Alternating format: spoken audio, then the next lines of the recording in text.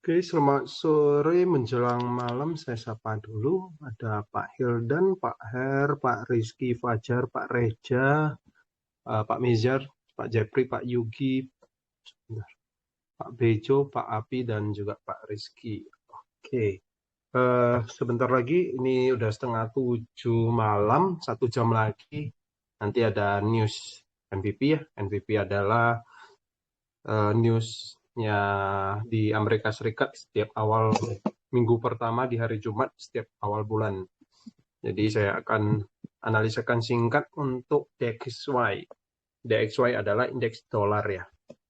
Ini adalah area demand ya di sekitar harga 101 ataupun ke 100.800. Ini ada kalau kita lihatin dari daily ini ada penurunan ya. Ini masih penurunan. Ya, ini ada penurunan.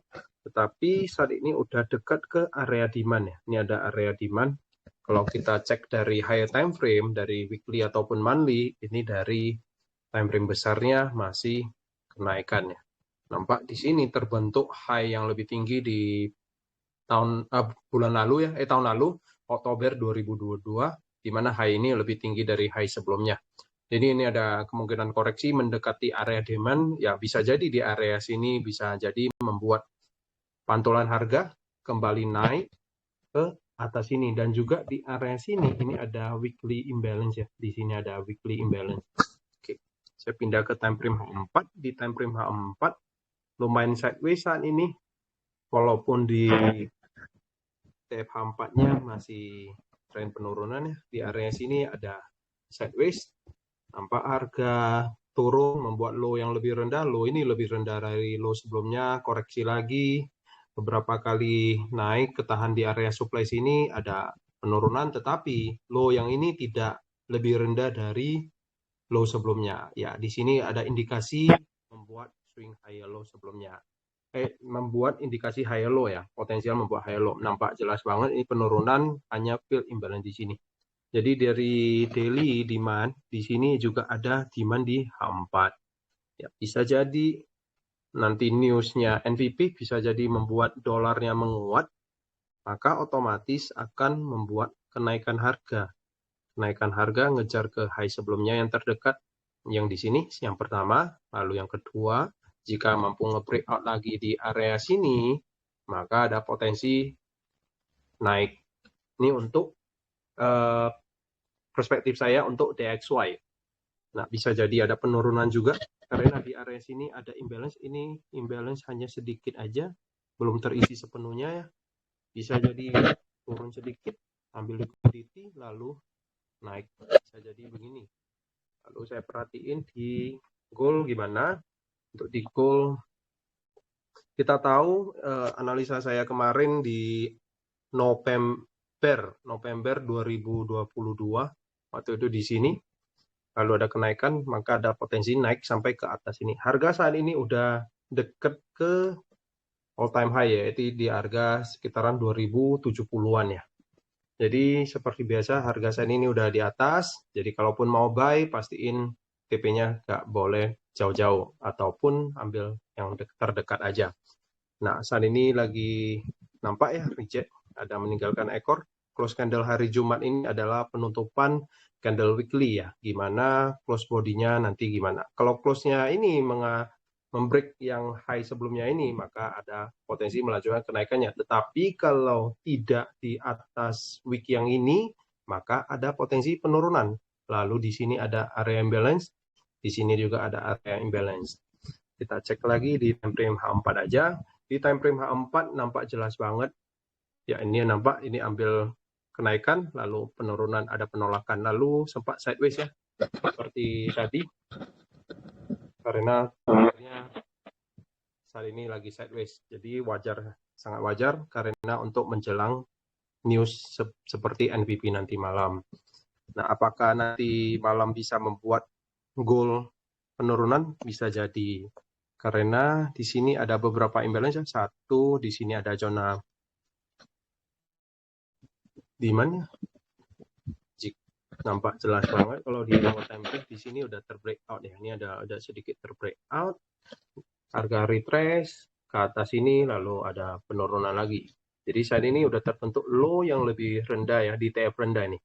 Udah lebih rendah dari low sebelumnya. Maka ada potensi turun sampai ke kiri. Ini untuk low time frame, untuk jangka waktu terdekat ya. Nah, jika kalau mampu nge-breakout low sebelumnya di sini,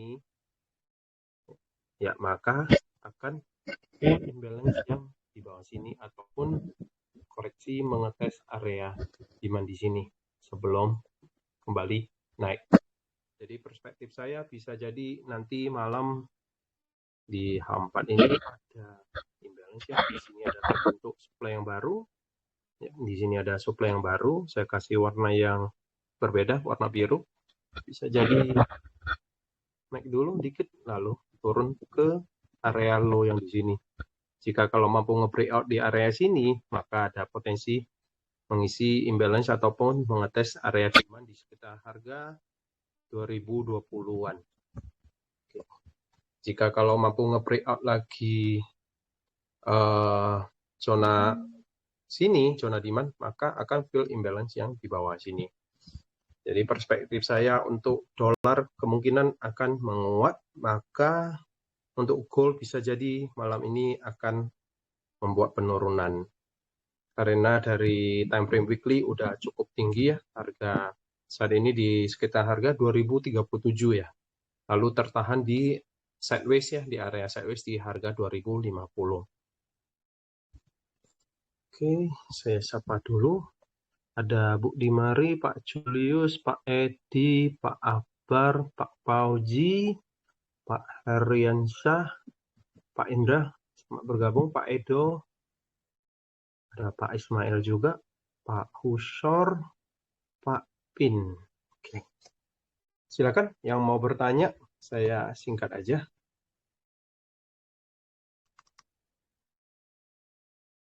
Karena ini tadi saya barusan pulang ya sampai rumah, ini dari Pak Albert, minta di-record. Siap. Ini ada Pak AP, selamat bergabung. Silakan yang mau bertanya, silakan. Lalu USD Jepang Yen, semalam saya kena stop loss. Saya kena stop loss, lalu ada sedikit recovery, ambil sedikit aja, lalu kena BAP. Nampak jelas ini ada kenaikan, nggak sampai ke target saya, lalu membuat penurunan.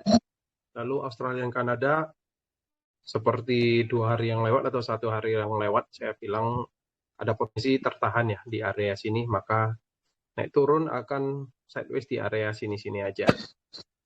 Lalu pound sterling AUD, ini saya agak share, ini hanya untuk pribadi saya, ini saya ambil dari sini. Nampak jelas banget, ini naik, fill imbalance, ambil liquidity, lalu fake out, pullback lagi ke area sini, saya ambil sell, lalu ada hampir mendekati stop loss saya.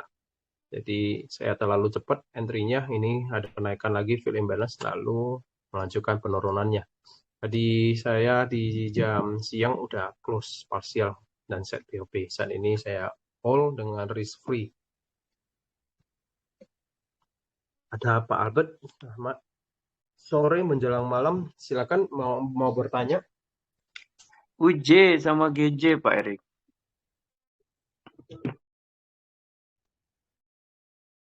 USD Jepang Yen dengan GBP Jepang Yen. Iya, USD ada Jepang kenaikan. Yen, USD Jepang Yen, saya skip aja untuk USD Jepang Yen. Oke, dari higher time frame di time frame H4 ini area udah masuk ke area demand ya. Jadi saya belum nampak jelas banget. Saya harap nanti ada penurunan sedikit ya, penurunan sedikit. Kalaupun mau buy, sebenarnya ini terlalu lebar menurut saya. Ada sekitaran 140 pips ya. Jadi saya mau incar buy untuk USD Jepang Yen. Jadi saya tunggu, harap mana tahu ada penurunan lagi ke sekitaran 133.600. Nanti saya bisa buy dengan stop loss sekitaran ya 60 sampai 70 pip dengan target ke atas ini. Ini untuk USD Jepang Yen. Jadi saat ini lagi di pertengahan ya, lagi di pertengahan, kemungkinan di lower time frame bisa jadi seperti ini nanti. Jadi saya incar nanti di area sini untuk cari buy. Supaya stop loss-nya lebih kecil. Ini untuk USD Jepang Yen. Lalu saya coba cekkan di GBP Jepang Yen gimana. GBP di Jepang Yen kemarin saya udah bahas, ya tertahan di area resistan daily ya. Maka ada penurunan. Penurunan itu hanya sebatas koreksi. Mana GBP Jepang Yen ini dia. Kita cek di time frame 4 aja. Nah, ini adalah area resistan di daily ya. Lalu di sini ada pergerakan yang impulsif ya. Jadi ini adalah gerakan koreksi. Saat ini seperti di Jepang Yen di koreksi ya. Nanti bisa cari buy di sini. Tergantung nanti reject di mana, bisa tarik buy peluang target ke area sini. Kurang lebih seperti ini. Lalu di area sini ada Icolo ya. Icolo ya bisa jadi ambil liquidity dulu. Ya, kalaupun nanti ambil liquidity berarti di zona sekitar harga 164 cari peluang buy. Ini untuk GBP Jepang Yen dan juga USD Jepang Yen. Jadi kalau mau trade yang market Jepang Yen bisa lihat dari barometer indeks Jepang Yen sendiri. Nah, seperti ini. Indeks Jepang Yen sendiri masih penurunan ya, masih penurunan. Lalu di sini udah terbentuk low yang lebih rendah. Low ini lebih rendah dari sebelumnya, adapun terbreakout, nampak ini kenaikan. Berarti di sini ada area supply. Di sini ada area supply. Nah, tahu nanti naik sedikit, lalu turun, maka USD Jepang Yen-nya bisa naik dan juga GBP Jepang Yen-nya bisa naik. Kurang lebih seperti itu untuk analisa USD Jepang Yen dan juga GBP Jepang Yen. Dari pertanyaan tadi Pak, siapa saya lupa lihat. Cukup jelas Pak?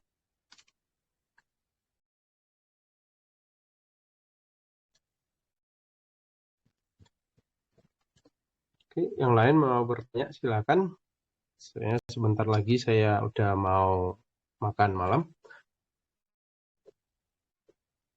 Kalau nggak salah Pak Indra ada sharekan saya goal ambil posisi sell. Ya, nih close candle H4-nya lumayan bagus tadi. Ini udah close partial atau set BLP. Ya, target terdekat yaitu ke low yang di sini di harga 2032 yang di sini. 2031 sih Pak tepatnya. Cuma sudah saya BEP, sebagian sudah close. Iya, ini udah deket sih, sudah deket ke area sini ya. Ya, ini ada supportnya. Ya, bisa jadi nanti malam ada news ya. Spike dulu, ini ada imbalance ya. Ya, nanti mana tahu kembali lagi di sini bisa cari incar peluang sell target ke sini. Untuk full. Di entry lagi berarti. Di entry Kayak lagi. Juji kemarin. Yang seperti GBP Jepang Yen ya, benar Pak. Ataupun saat di gold ya. Yang di gold nampak jelas ini. Kemarin kalau nggak salah Pak Indra ada buy di sini 1 kali, di sini ada 2 kali. Kalau nggak salah di sini sekali ya terakhir ya. Terakhir sekali. Lalu naik sampai ke area sini, ini ada area resistan, lalu tutup sideways, lalu sell lagi. Ya, ini kalau mampu nge-breakout berarti Pak Indra udah TP. Ya, kalau nggak salah tadi TP-nya Pak Indra di area sini 2030. Iya. Sudah. Iya. Mantap Pak Indra. Iya.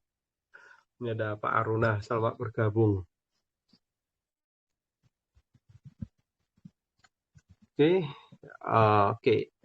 Sebelum saya akhiri nanti hari Senin saya akan ada jadwal ini ya diskusi singkat tentang analisa multi time frame ya. Kadangkala ada teman yang tanya-tanya ke saya tentang gimana sih analisa di time frame berapa, yang apa yang bagus ataupun apa. Di Senin malam di jam 7.45 WIB saya akan bahas di Google Meet. Jadi bagi teman-teman yang mau ikut bergabung boleh DM ke saya. Oke, kalau nggak ada lagi yang mau bertanya, saya rasa udah cukup ya. Udah sekitaran hampir 15 menit. Terima kasih atas waktunya teman-teman. Saya hanya bisa bilang nanti malam ada news, jadi hati-hati untuk trade-nya, selalu gunakan resiko yang bisa diterima. Jangan lupa selalu menggunakan stop loss. Oke, selamat malam.